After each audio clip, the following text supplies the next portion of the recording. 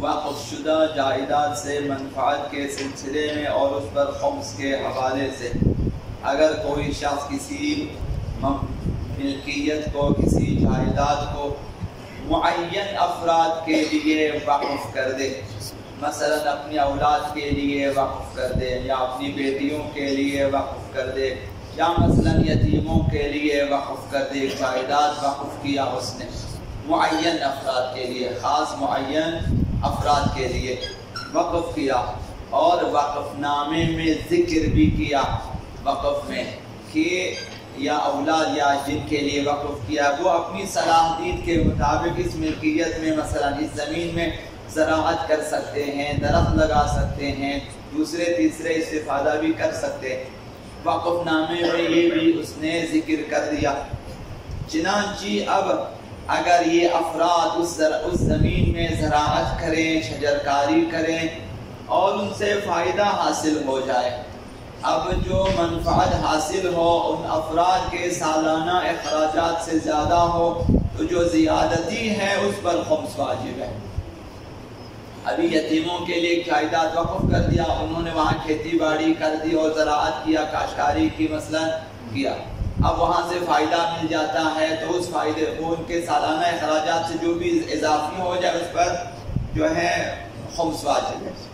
اور کسی اور طریقے سے بھی اس سے انہوں نے فائدہ حاصل کیا، مثلا زمین کو وقف کیا تو ان کے لیے انہوں نے کرائے پہ دیا،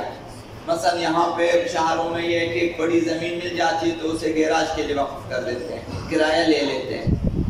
تو وہ جو کرائے پہ اگر دیا مثلا اس وقف شدہ جگہ کو جو کہ انہی افراد کے لیے وقف ہوا، انہوں نے اپنی مرضی سے مثلا کرائے پہ دیا، اب وہ کرایہ جو اس کی آمدنی ہے وہ اگر ان کے سالانہ اخراجات سے بچ جائے تو اس پر بھی خمس واجب ہے۔ یہ ایک مسئلہ تھا۔ اور ایک حدیث مبارکہ آبا امام صادق علیہ السلام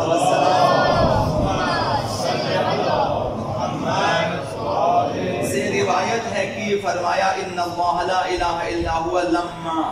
حرم علینا الصدقہ، خداوند متعال نے جب ہم اہل بیت پہ صدقہ کو حرام کر دیا، مراد صدقہ واجبہ ہے، صدقہ واجبہ سے مراد مثلا زکوٰۃ مالی ہے، زکوٰۃ فطرہ ہے، یا جو کفارات وغیرہ میں یہ صدقات واجبہ ہے، یہ ان پہ اوپر حرام ہے۔ تو فرمایا کہ خداوند متعال نے صدقات واجبہ ہمارے لیے حرام قرار دیا، انزل لنا الخمس، خداوند متعال نے اس کی جگہ ہمارے لیے خمس نازل فرمایا، خمس کا حکم نازل کیا کہ پیغمبر و آل پیغمبر کی اولاد کے لیے وہ جو ان میں فقیر ہیں، مسکین ہیں، نادار ہیں، ضرورت مند ہیں، انہیں زکوٰۃ نہ دیں بلکہ زکوٰۃ کی جگہ انہیں خمس دیا کرے۔ خمس میں بھی ایک خاص سہم ہے، سہم سعادات کے عنوان سے، وہ ان کے لیے ہے۔ اگر سہم سعادات ان کے لیے کافی نہ ہو تو پھر فقیہ جامع شرائط کی اجازت سے مثلا سہم امام بھی ان کے لیے آپ خرچ سکتے ہیں، تو یہ ان کے لیے ہے خمس میں سے۔ فرمایا کہ فالصدقۃ علینا حرام، بس صدقات واجبہ ہمارے اوپر حرام ہے، تو زکوٰۃ وغیرہ، زکوٰۃ مالی اور زکوٰۃ فطرہ اور یہ چیزیں ہمارے لیے حرام ہیں۔ والخمس لنا فریضہ، اور خمس ہمارے لیے لوگوں پر فرض ہے کہ ہمیں زکوٰۃ نہ دیں بلکہ ہمیں خمس دے دیں۔ والکرامۃ لنا حلال، کرامت سے مراد جو علماء نے ترجمہ کیا ہے وہ یہ کہ ہدیہ، بخشش، پیشکش وغیرہ بھی ہمارے لیے حلال ہے۔